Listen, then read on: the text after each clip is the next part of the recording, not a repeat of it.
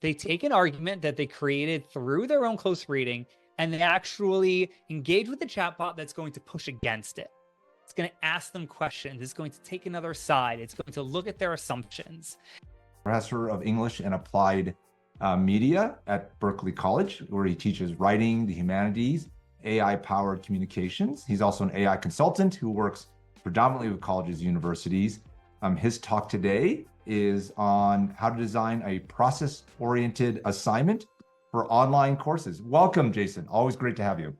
Thank you so much, France. It's good to see you again. All right, so I talk fast as a general rule, and now I have 5 minutes, so I'm gonna talk even faster. So one of the things that I want to emphasize first is how difficult, and many of us may have encountered this already, how difficult it is to teach an online asynchronous course right now. I would wager to say that it is one of the hardest things you can do right now at the college level.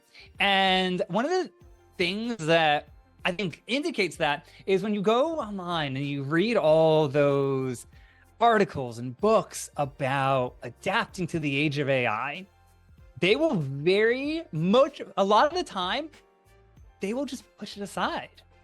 So a lot of the tips that you have out there, in-class writing, in-class discussion, there's a way in which a lot of the solutions are based off of just in the actual classroom, or at least meeting synchronously.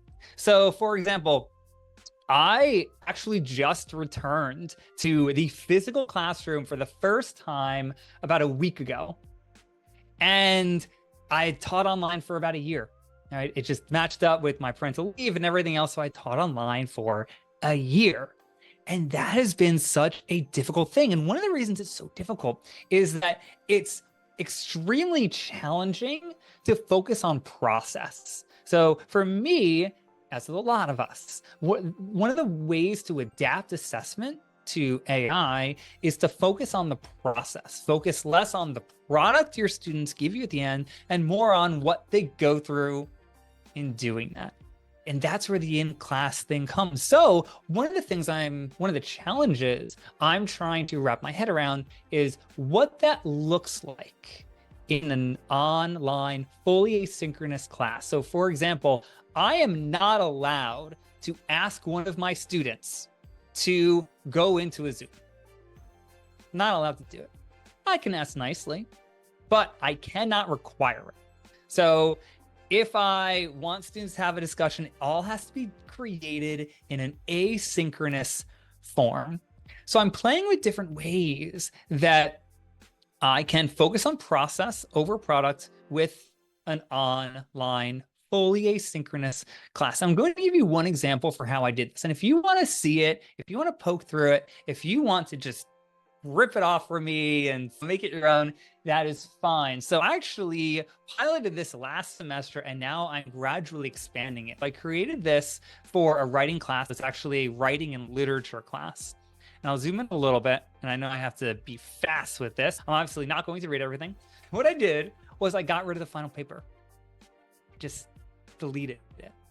And instead of the final paper, what I did was I created this, I called it a portfolio exercise. It feels a little different. I just wasn't 100% sure what to call it. But a student can go in, and again, this is all fully asynchronous. And step number 1, name. That's an easy one.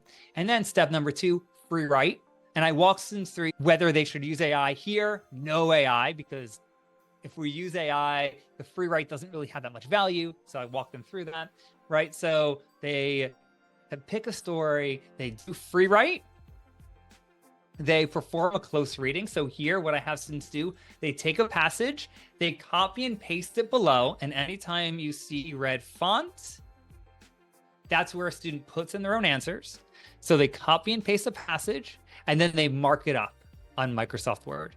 So they just put comments. right? So this is all about process. I want to see how my students are reading. It's also very challenging to do because of the formatting with AI if they wanted to do that, because I don't want them to offload this, right? That ability to analyze and pick apart is key, and I want them to really do it themselves. And you see how this works so that they then boil it down to a couple takeaways. They then, stage number 5, and this will be the last big bit because is to actually engage with a Contrarian chatbot. So I give students a chatbot I created. I did it as a custom GPT. They take an argument that they created through their own close reading, and they actually engage with the chatbot that's going to push against it. It's going to ask them questions. It's going to take another side. It's going to look at their assumptions. And from there, things continue to build up. So they talk about it. They actually give me the full chat. And this goes to Mike's idea of grading the chat, right? So actually I get that entire thing. I get to see how my students engage with it.